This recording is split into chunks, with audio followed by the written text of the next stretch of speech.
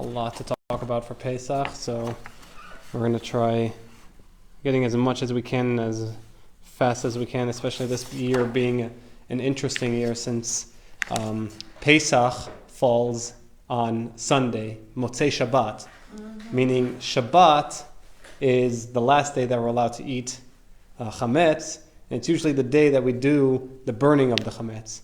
But as you know, you can't burn or start a fire on Shabbat, so we'll have to figure out what to do. And also you got to have everything cleaned out, Everything has to be cleaned out, 100%. So it's going to be a tough year, but B'ezrat Hashem. Burning will be Friday. Say it again? Burning will be Friday. Burning Friday, and then As Shabbos. we'll get into all the details of the burning. The burning will be Friday, but we still have to do some things on Saturday itself. Then we'll B'ezrat Hashem talk about that. So before we get into the halachot of Pesach, first we'll talk about the month of Nisan. So although we said Misha Nichnas Adar Marbim B'Simcha, that goes into Pesach and into Nisan, as the Gemara over there says, or as Rashi says on the Gemara and the Talmud over there, Misha Nichnas Adar Marbim B'Simcha. Why? Because of the Nisim, because of the miracles that happened during Pesach and Purim. So it's a double whammy. So it's not that now that Purim's over, everyone goes back to being sad. No, we are continuing being the happiness, and B'ezrat Hashem will. Okay. So really, we had to have started. I don't know if some of you guys during the meal on Purim, it says that you're supposed to learn. Moshe Rabbeinu, he made a decree that 30 days before the halacha, you have to start learning the halachot of the holiday coming up. And so 30 days before Pesach is Purim. So everyone was drinking, but some of us were learning some halachot of Pesach. So are you doing more learning or more drinking and eating? It's a good question. What if you talked about That's fine. As long as you bring it up, it's a good idea. Okay, good. So the whole month of Nisan, and this is I think why we say Misha Nichnas Adar Marbim B'Simcha. People don't feel it though, but when we enter Nisan, a lot of the men especially feel the happiness in the air, because suddenly they don't do Tachanun anymore. They don't do the Vidui. They don't do any of the additional repentance. How do they say Tachanun in English? It's like repentance, when they, and it's usually especially on Mondays and Thursdays. This is a big. It's an additional 5 minutes in the prayer services. Right. And sometimes even on in Mincha, when you see someone start to do it, when it's on a day that you're not allowed to do it, they start throwing chairs, they start yelling. It's a big mess. So Baruch Hashem, I'm kidding, but people they take it very to heart when you have to do Tachanun. And so once we enter Nisan, the whole month of Nisan, there's no Tachanun. Everyone gets extremely happy, and that's I think really why Misha Nichnas Nisan Marbim B'Simcha.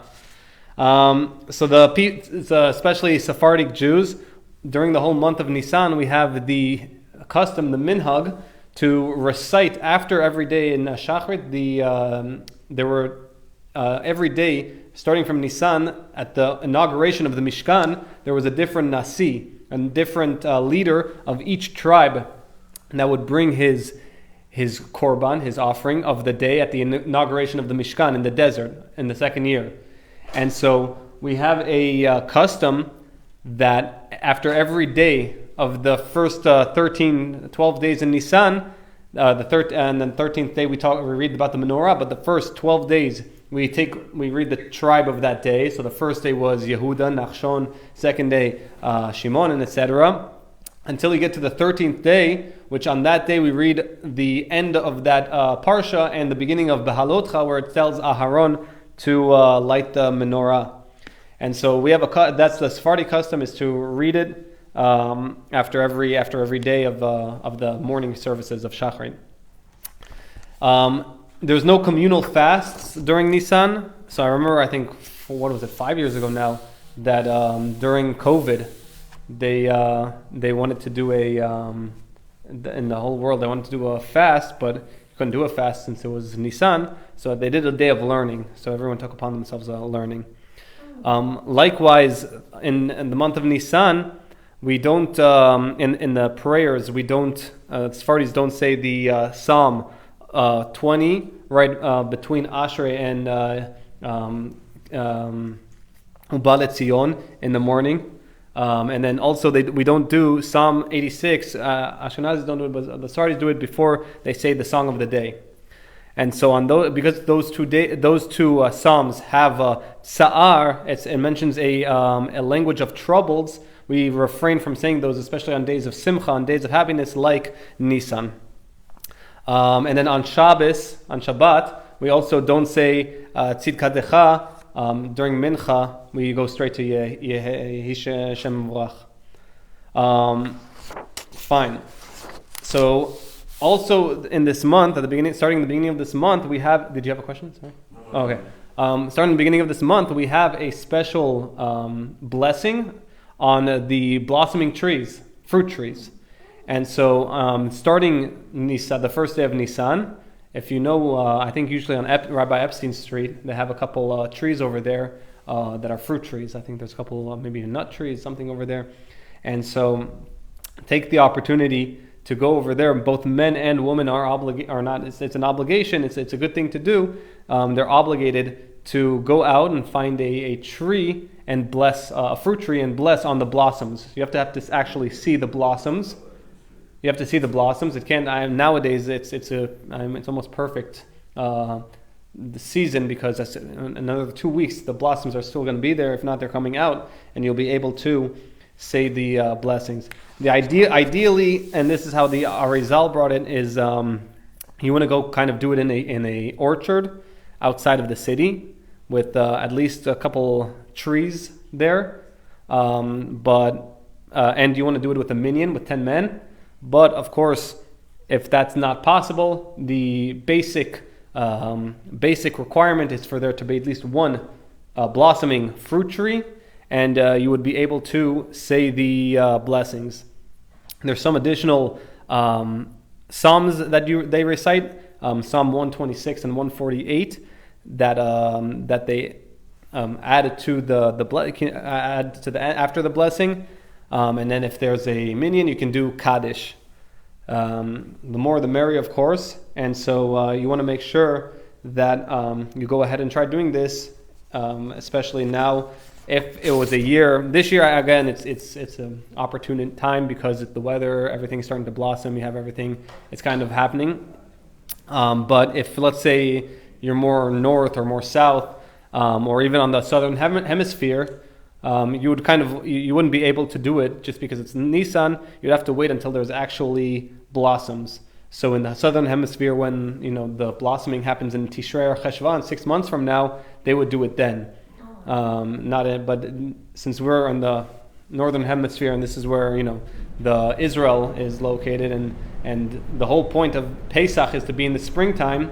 It's Chag HaAviv is a spring holiday, so it falls out that's why specifically in Nisan we recite these blessings on the blossoming trees. And again, you have to see the blossoms, but if you're wearing glasses, that's fine. That's still considered seeing, and therefore a blind person wouldn't be able to recite the blessings. Ideally, you want to do it as early in the month as possible. If you didn't get the opportunity to do so, you have the whole month, and you can continue until there's no more blossoms. So once the tree loses all its blossoms, at that point you wouldn't be able to say the blessing anymore. The Shabbat before Pesach, so now we've gone up to the Shabbat before Pesach. So the Shabbat before Pesach is called Shabbat HaGadol.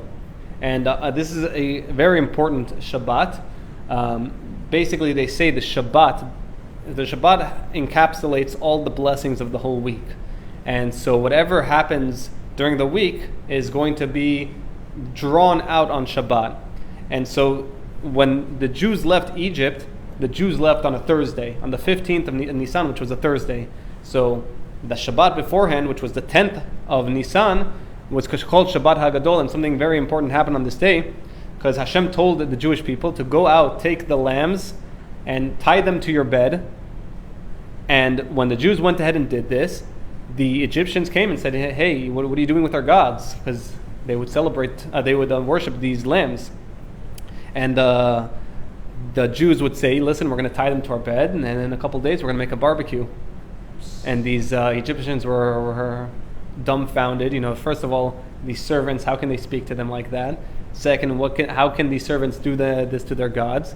And thirdly, they couldn't do anything about it because everyone was scared of the Jews. Okay. Yeah. So I was like, well, this is towards the end. yeah, and so these guys suddenly came to Pharaoh and they said, "Hey, what are these Jews doing?"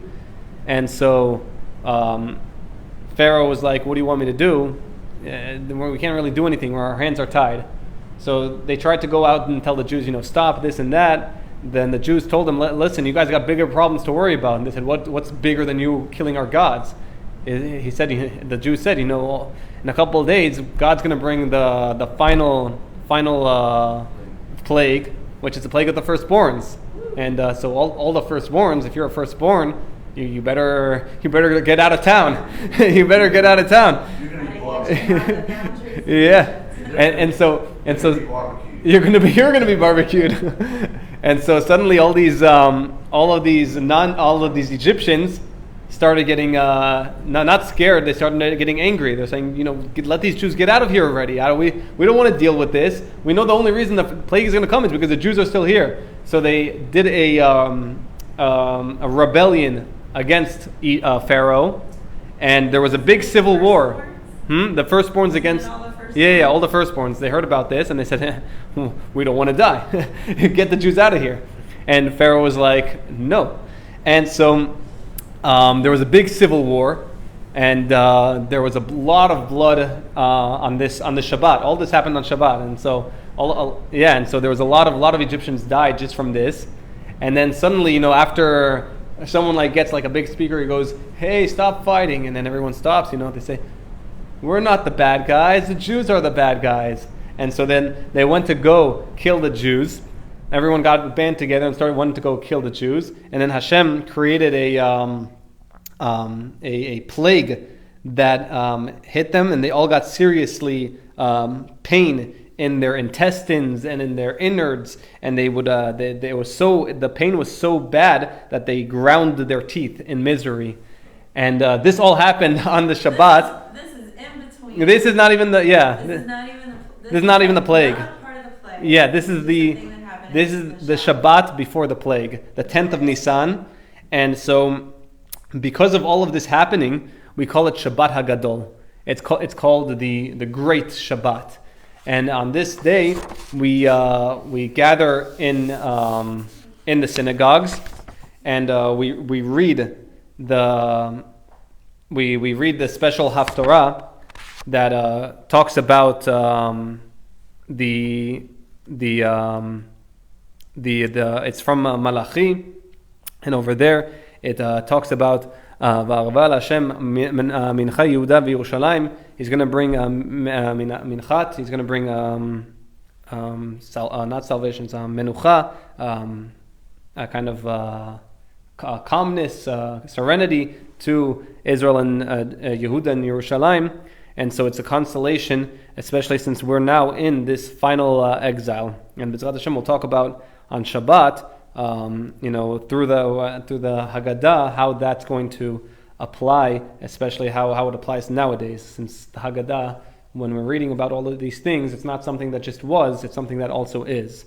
That's the whole Torah. The whole Torah isn't a history book. Torah isn't a history book. Torah is from the Lashon Hora, to teach. And so Torah isn't a history book. It's a book of teachings. And so it applies to our everyday lives.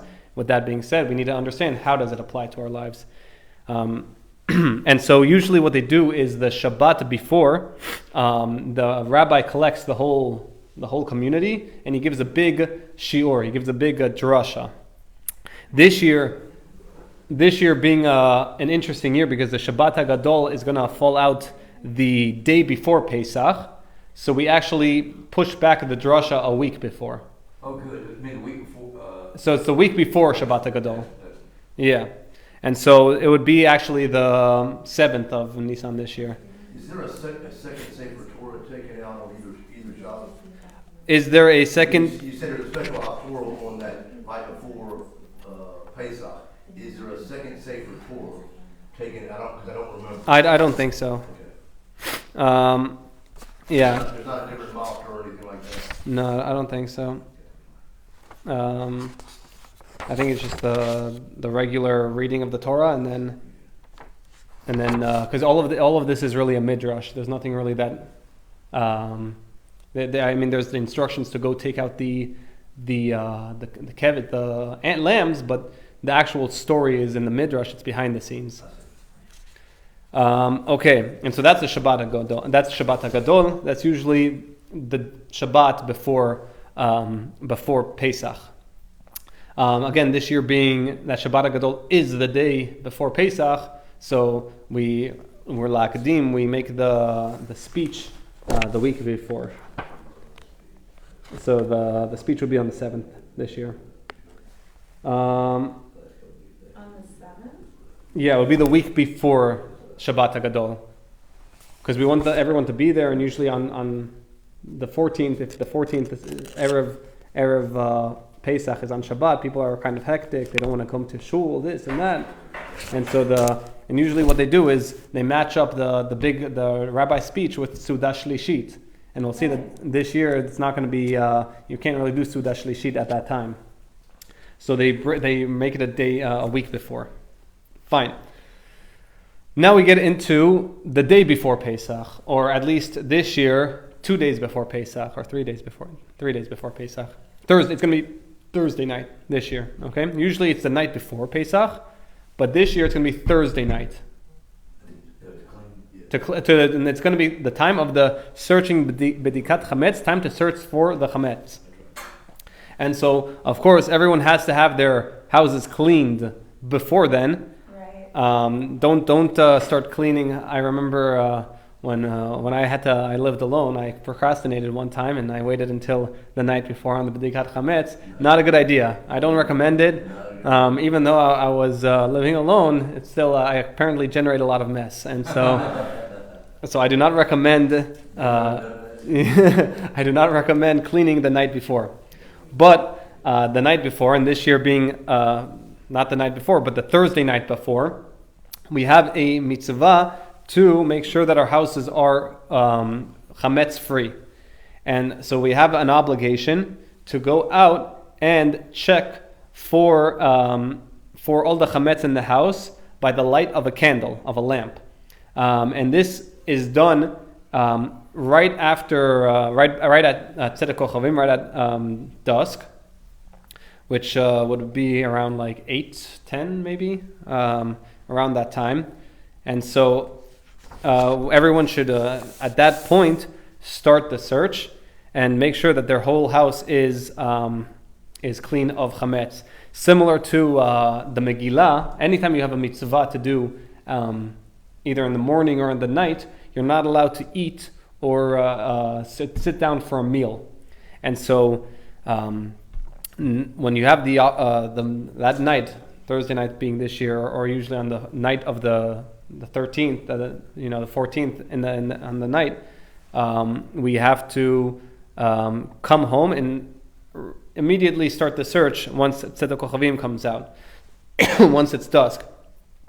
If someone is not able to start immediately, and let's say he's very woozy or he needs to eat, you're allowed to eat vegetables, fruit, rice, and at least and smaller than a kabetza, 50 grams, less than 50 grams of bread. And of course, it's permissible to drink tea or coffee if someone's not feeling not good. All of these are things that, and even lachatchila, you're allowed to do. So if someone is none of you guys are doing the search over here in the synagogue, but if someone was to do the search in the synagogue, he should preferably do it before eating the meal. Similarly, not only are you not allowed to eat before doing the search, you're also not allowed to do any other activity during the before searching the house. You can't even take a shower. You wouldn't be able to go to the car wash. I don't know, go to the store. And even someone who is learning Torah, he has to, to learn Torah at night. He cannot learn Torah until he does the search. Unless there's someone who is watching over him and going to remind him that he has to do the search after learning Torah. The only exception is if there's a group learning and the rabbi, the head one in charge, knows that if he says go home, do the search and come back, no one's going to come back. And so he can say in that case we're saying that it's allowed as long as someone reminds the group at the end to go home and do the bedikah, to do the searching. If someone wasn't able to go pray Arvit early and he comes home after work for whatever reason, and now he has in front of him or praying Arvit or doing the Bedikat Chametz, he should do Arvit first and then do the Bedikah. And if he can, put a reminder on his phone or have someone remind him to do the Bedikah, to do the searching after praying Arvit. If someone comes back from a business trip and he's exhausted and he doesn't feel like he's able to even do the Bedikah and it's the beginning of the night, he can take a little nap and have the rest of the household wake him up, and then he can do the Bedikah. But if it's already later in the night and everyone's sleeping, then he's not allowed to go to sleep until he does the Bedikah, until he does the searching. We have a custom, not a custom, it's a mandatory that before the Bedikah, before the searching, we say a blessing on it. And the blessing is interesting because it's not really the Bedikah. It's Baruch Ata Hashem Elokeinu melech haolam asher kiddushanu b'mitzvotav v'tzivanu al bi'ur chametz, on the destruction of the chametz. Even though we don't do the burning, the bi'ur, until the day after, we say that this is the first step leading into the bi'ur, into the burning, into the destroying. And therefore, even though we're just doing the Bedikah, we're doing the searching of the chametz, we want to say that we say the blessing of bi'ur, al bi'ur chametz. And at that point, we begin the search. Now, if someone spoke after the blessing for mundane purposes, he said Al bi'ur chametz, and then he said, "How was your day today?" Now that's considered an interruption, just like someone's not allowed to talk between eating and said blessing and eating. Similarly, here you wouldn't be able to talk. Not only until you do the action, but until you complete the action, kind of like what we saw with the Megillah. You shouldn't talk until after the Megillah was read. And so too here, you do not want to speak until after the B'dikah. Yes? Can you respond, if someone says a blessing for something? Yes, very good. So, things that you're allowed to respond to are anything that has to deal with the B'dikah itself, meaning, can you bring me a lighter, please? Or can you get me a flashlight, or get me something? Is that chametz? Yeah, is that chametz, or is that a dead cockroach, right? Or all of these things, as long as it's pertaining to the B'dikah, are allowed. Also, any blessing that was recited, or any if he went to relieve himself, or any blessing that he needs to do, those are also considered chiyuvim, they're obligations, and he's allowed to say that amen. He's allowed to say the blessing after the bathroom, or if he needs some water to drink in the middle, he's allowed to bless on that. Is there a time limit to the B'dikah? There is no time limit to the B'dikah. In fact, the greater you look, the more time you take to look, the more blessings, the more praises you'll get in Shemaim, because the more you're exerting yourself over this. Unless, of course, you have a small little house and then you're just doing it on purpose. At that point, you have more important things to do. But if someone instead, you have some people just going, okay, we're good here. Take a little bit more time to make sure that there's no chametz. There's an interesting thing, and we'll maybe talk about this more on Shabbat, that we don't say Shechianu on this blessing. Usually when we get to a certain time or a certain festival, we say Shechianu, that and let's say it's the first time you're saying that blessing for the year, so we usually say it's a Shechianu on that blessing as well, or on that mitzvah. Over here, we don't have a Shechianu, but because there were poskim that kind of are like, listen, you should say Shechianu. So we found a loophole. What's the loophole? You take a new fruit that you haven't eaten yet, place it on the table, and after you already started the Bedikat, a couple minutes into it, you look at the fruit and you say Shechianu. You continue on with the Bedikat, and when you're done with the Bedikat, you take the fruit and you say a blessing on it and eat it. It's a loophole, and it's not a requirement. It's only people who want to act with extra piety to go according to all of the poskim, according to all of the opinions. There's no obligation, but like they say, it's a good thing to do. And that's the way, if you want to say this extra blessing of Shechianu, you're able to do so. But if you don't have a new fruit, there's no blessing of Shechianu, and you just say Al Biur Chametz before doing the Bedikat. Let's say someone has multiple houses, or even searching their car. At that point, if the houses are close by, they don't have to say a second blessing, nor on the car, nor on the house. Do they have to clean all their houses? They do have to clean all their houses. Even though they may not go in, they may stay away from Correct. There are a lot of people who leave for Pesach. Oh, and we're going to get to that. I'll just And they just like annul their. I'll just give you the answer now, because you asked. People who are leaving to let's say they're going to Pesach programs, or they're leaving town for Pesach, you have to have left before 30 days in order to exempt yourself from cleaning the house. So if you were here during Purim, if you're still here, then you have to clean your house as if you're cleaning for Pesach. And you would also have to do a Bedikat the night before you leave, without a blessing. So the night before you leave, let's say I'm leaving next week for a month or so, all right? I would have to do the night before I leave a Bedikat, exactly like we're talking about now, without a blessing. And that way I don't come back and accidentally find Chametz and then eat it. Because then that would be Chametz that went over Pesach, and Chametz that went over Pesach is like Chametz on Pesach, which is karet. It's forbidden.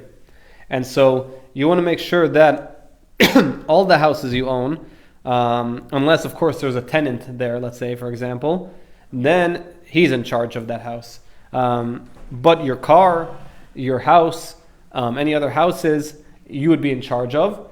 And with that in mind, if, for example, let's say you have one house, let's say on Harvest Hill, and then one on Dykes, where it's a kind of a far ways to go. So the ideal way to do it is you say the blessing on your house that you're going to do it on first, and have in mind not to include the second house. And then you go ahead and do a blessing in the second house. But if they're close, if you have two houses on Harvest Hill and you can just like walk by, you would say no blessing on the second one.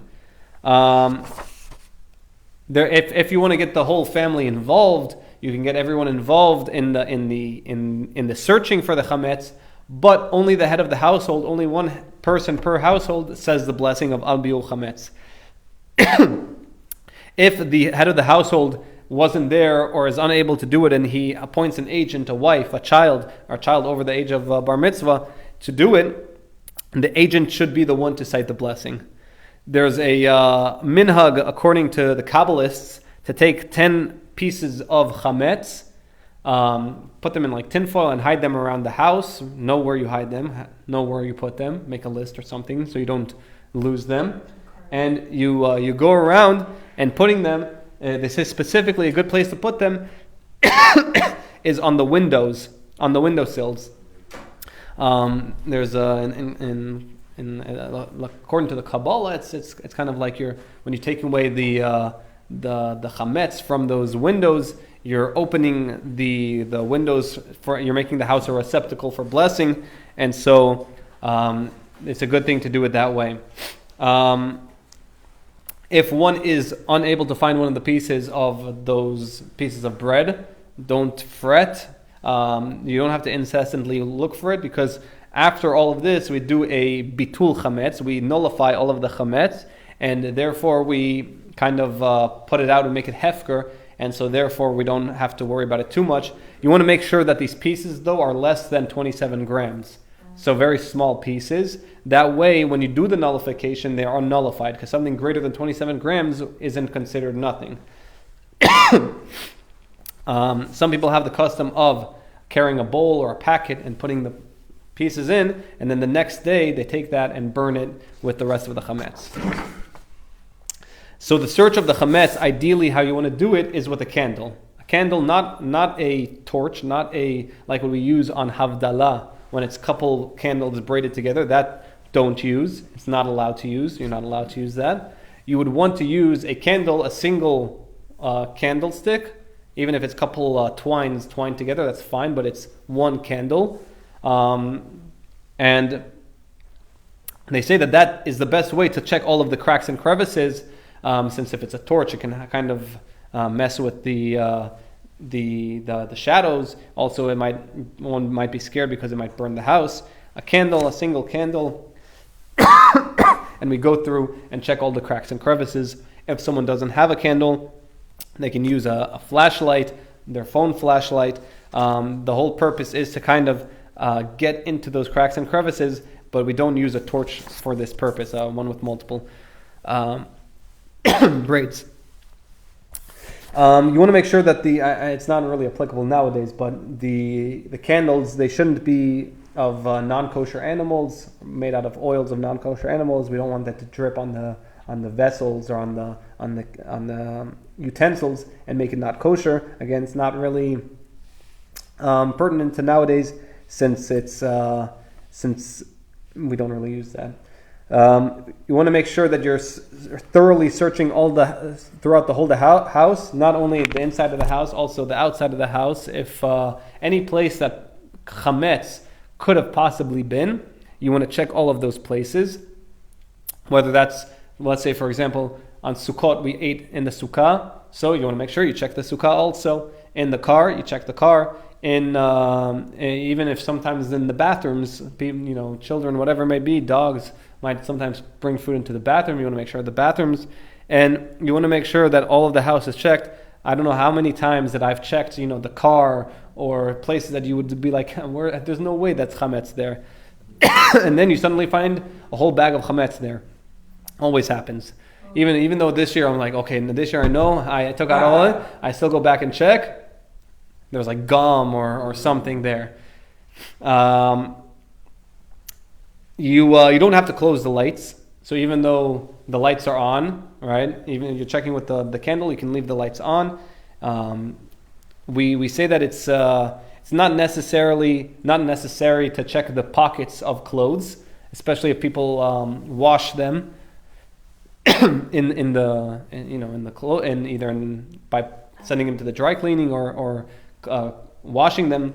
But if someone knows, for example, some people bring to shul on Saturday, in their talis bag they have a lot of candies. So check your talis bag, check your suit pockets, because those places tend to have candies. But in a place, for example, like pants or like a shirt pocket, where you regularly wash that, you don't have to worry, you don't have to check it. Similarly, at least Sephardis, we don't have to check the books. We do check benchers, especially since benchers tend to be eaten during the meal. You there's bread on the table, and so it's bound to happen that the bread gets in the benchers. But books themselves, even though we might say some crumbs fell in, they're so small that we nullify them through the bitul. The Chazon Ish, though, was very makpid. He was very stringent in always inspecting all of the books.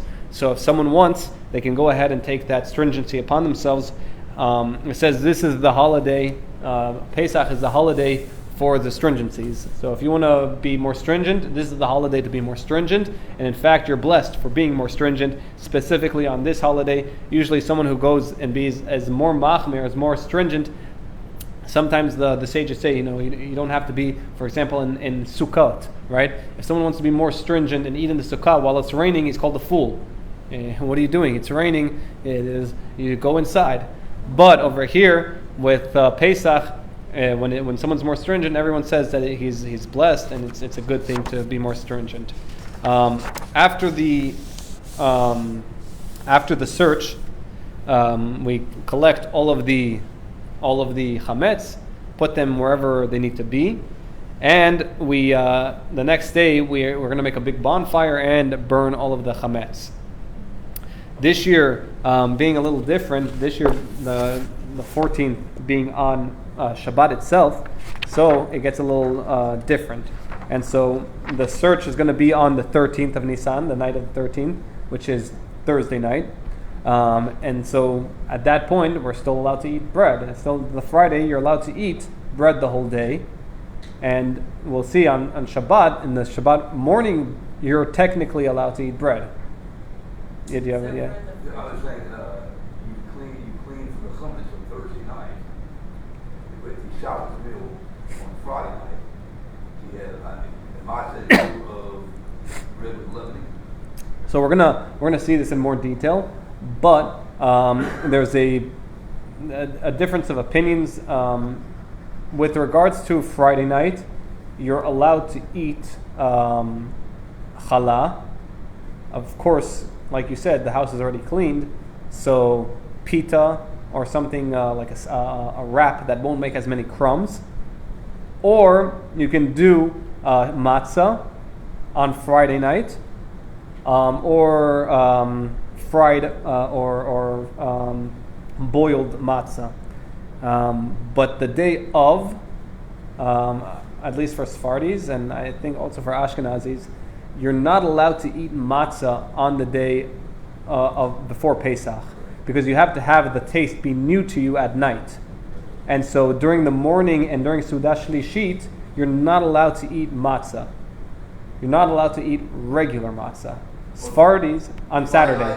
Friday night you're allowed to still. But Friday, are you allowed to eat kosher for Pesach? Matzah, yeah. Also Friday night you can, but just not The day of, because you want the day of it to be, and we'll go into more details on that. Sweet matzah. Okay, so yeah, so then, so on the day of, yeah, you can and we'll get more into that.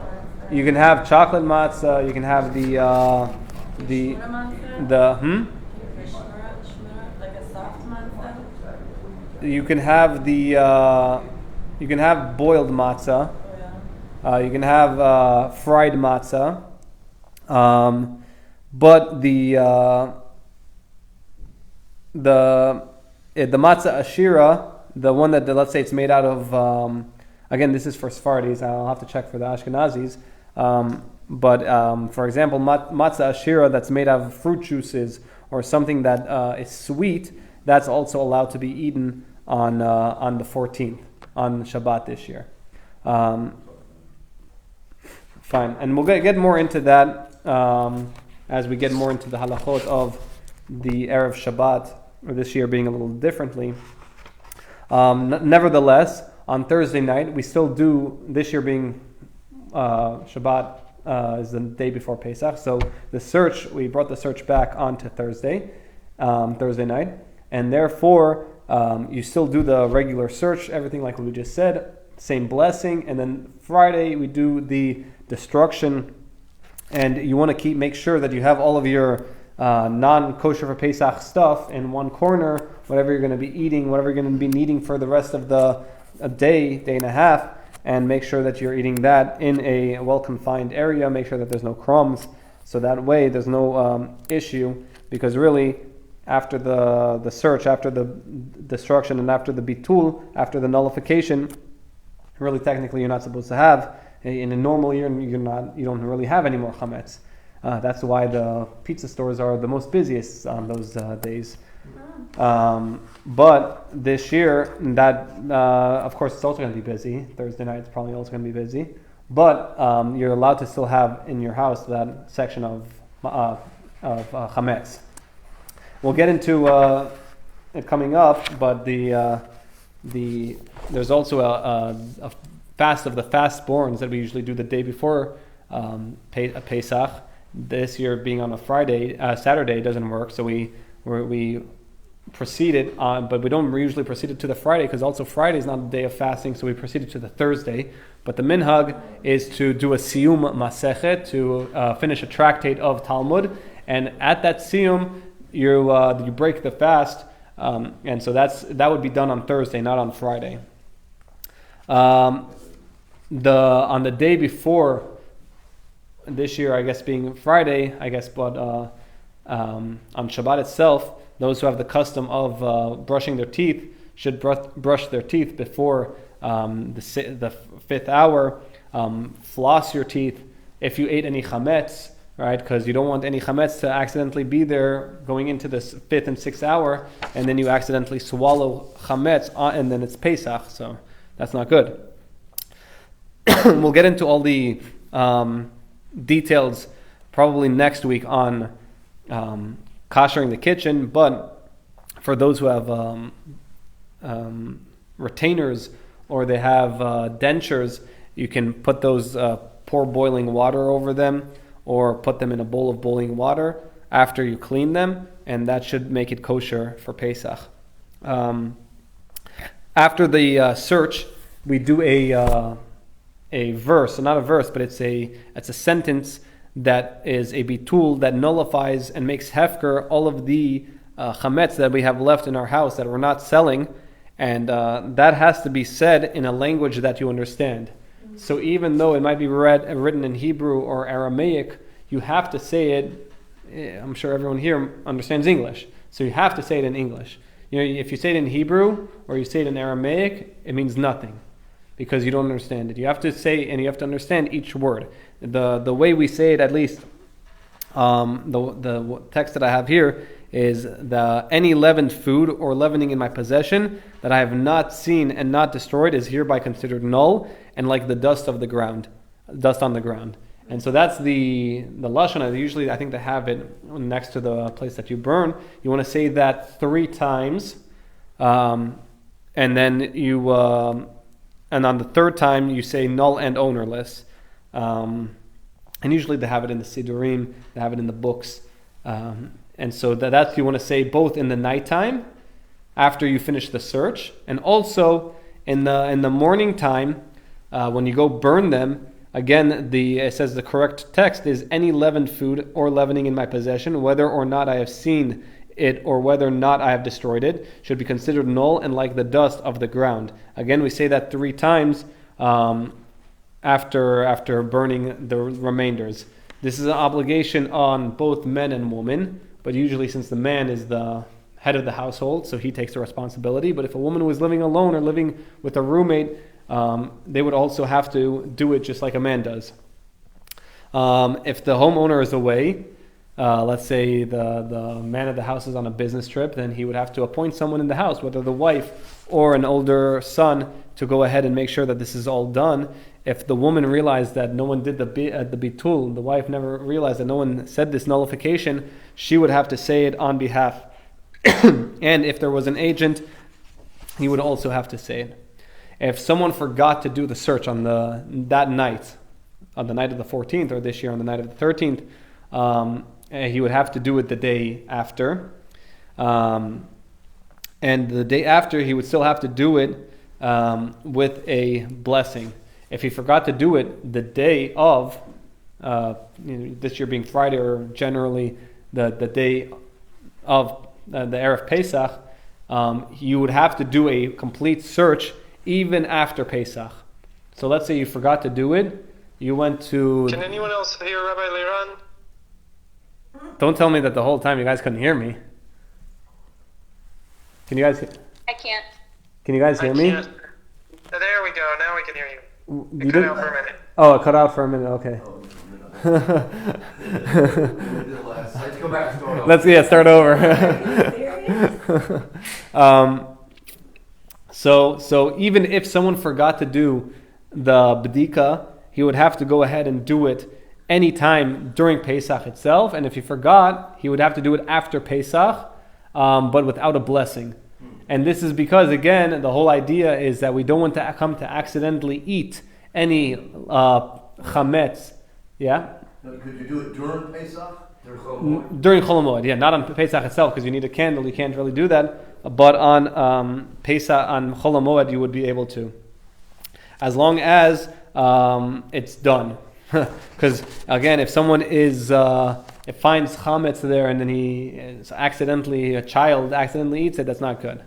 Even though that it's a child, it's not an issue. But Rabbi talked about the negative effects of eating non-kosher, and this is worse than eating a non-kosher. Eating chametz on Pesach is a higher liability. It's karet, whereas eating non-kosher is just a lav. It's a negative prohibition. So you don't want to do that. don't eat chametz on Pesach. Yeah. You're probably going to get to this, but so we're doing the search on Thursday night and This year. on this Friday, and then so on Shabbat on Erev Shabbos and then Shabbat. So do you not eat bread? So yeah, I'll answer it again. That's fine.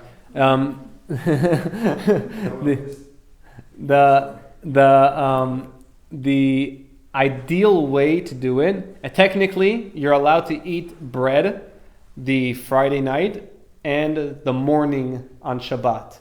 Do you have to? You do not have to, but you still need to make a seudah. You still need to make a kiddush for sure, and also hamotzi.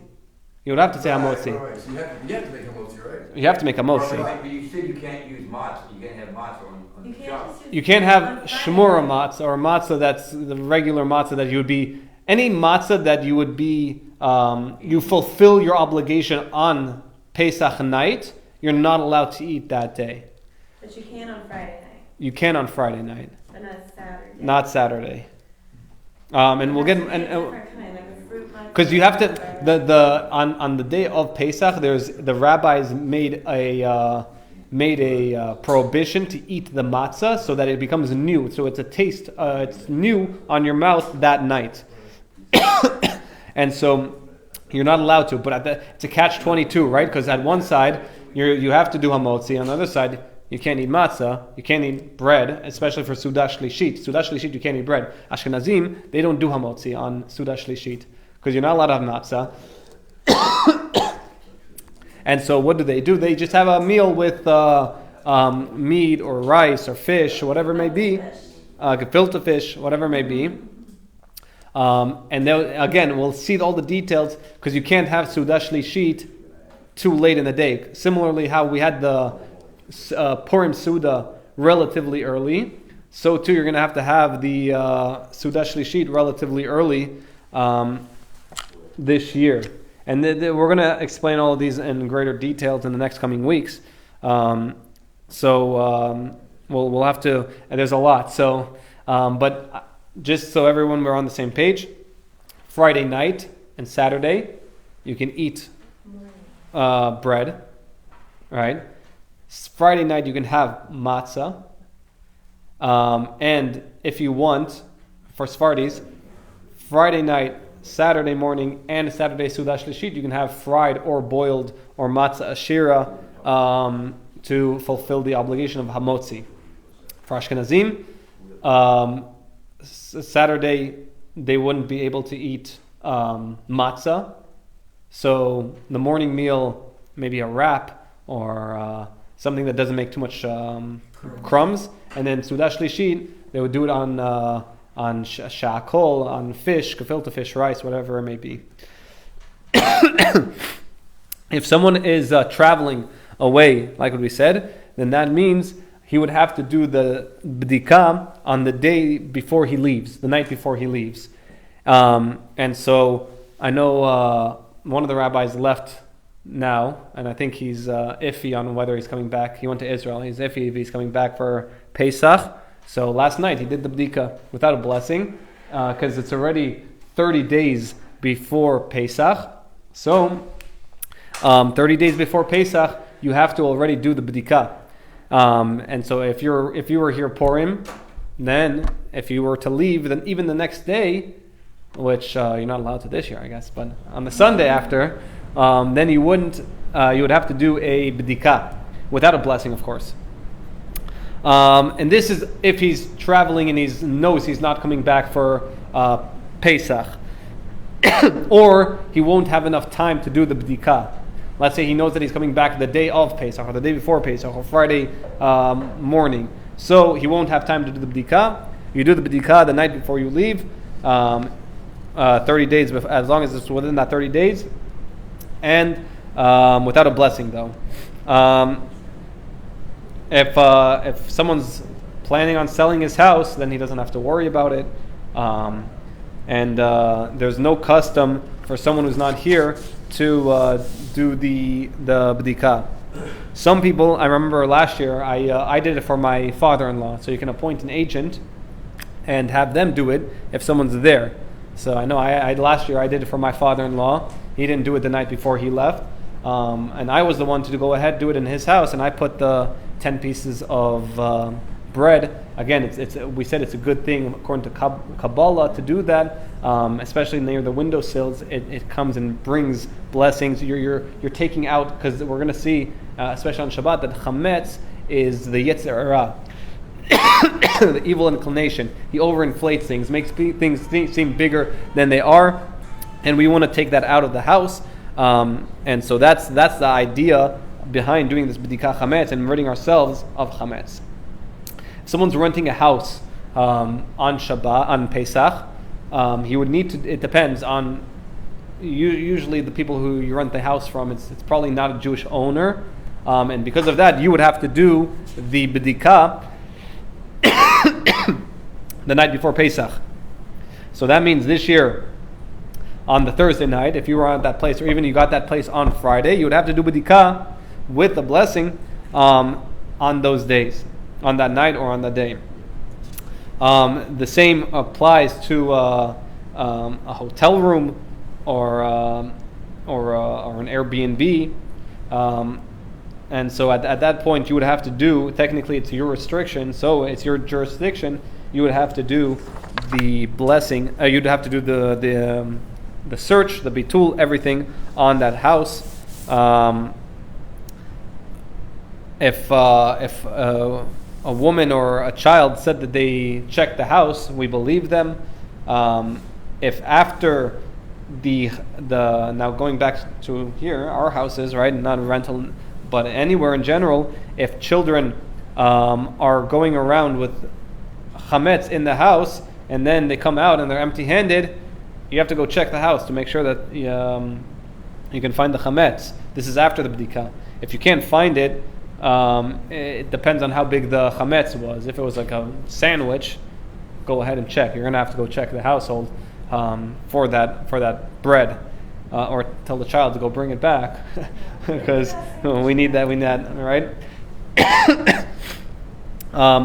So we want to make sure that the houses are on lock after the b'dikah, after it gets really stringent. If someone's, let's say, has a worker working on their house during really you shouldn't have a person working on your house during Chol HaMoed, especially on Pesach. But let's say on that Friday, right after you did the b'dikah, and he's eating chametz, really you should tell him not to eat chametz in your house. That's the best thing. If he snuck it in or something and he's eating a snack or something, make sure that you're cleaning up after. Again, we don't want any of these pieces of chametz to stay around. Okay, Bizrat Hashem. Let's continue a little bit more. We have a couple more minutes. So there's some things that contain chametz in them but aren't chametz. So, for example, shoe polish, or what other things I have here? Bookbinding paste, cigarettes. Even though these have chametz in them, since they're no longer edible themselves, we don't have to take them out of the house. And so, if any of these things have starch in them, or they're or it's, let's say, even moldy chametz or rotten chametz that's not able to be eaten by a human being or even a dog, then at that point we say that you don't have to burn it. I don't know why someone would keep rotten bread in the house, but shoe polish that contains chametz, or hat stiffeners, cigarettes, all of these things Kids Play-Doh. Kids Play-Doh, is it edible? No. Not technically, Okay, so then it shouldn't. kids might eat it. It shouldn't be a problem though, since it's not made to be eaten. That's a good question though. So anything that's in it of itself is not edible. It's not made to be eaten. Then because technically someone can't eat shoe polish, right? I don't know why you would do that. Mashogano, right? I don't know, but right, you shouldn't. Similarly with cigarettes, some shouldn't eat the cigarette, but if someone got really hungry, Then sure. yeah. So and that at that point when it's not recognizable and it's not edible, it's allowed. So chametz, the laws of chametz is that it's forbidden from midday, and so that means I'll have to bring up the times next time, B'ezrat Hashem, and I'll bring out more of so we know exactly what those times are. But just so we know that it's usually it means it's not going to be the midday 12 hours and then you take the mid of those 12 hours. We're going to have to do some calculations because we go against the seasonal minutes, and since seasonal minutes are a little bit changed, they're not 60 minutes. We'll have to see what that is. So usually we say that 2 hours before midday. And again, I'll bring the times B'ezrat Hashem next week, so we'll take a look at it, and that way we'll have a better understanding of when you're not allowed to eat chametz anymore. And this is very, very nogeh. It's very practical this year because some people don't go to the earliest minyan to eat to pray on Shabbat morning, and so what happens is if they miss the cutoff, then they're no longer able to eat chametz. And so even though we said that someone's allowed to eat chametz on the morning meal, that's only before this time. So B'ezrat Hashem next week we'll continue with these halachot. We'll get into more of the dinim that have to do with Erev Shabbos, and B'ezrat Hashem we'll get more of that timing and all of this confusion clarified. Okay, shkoyach.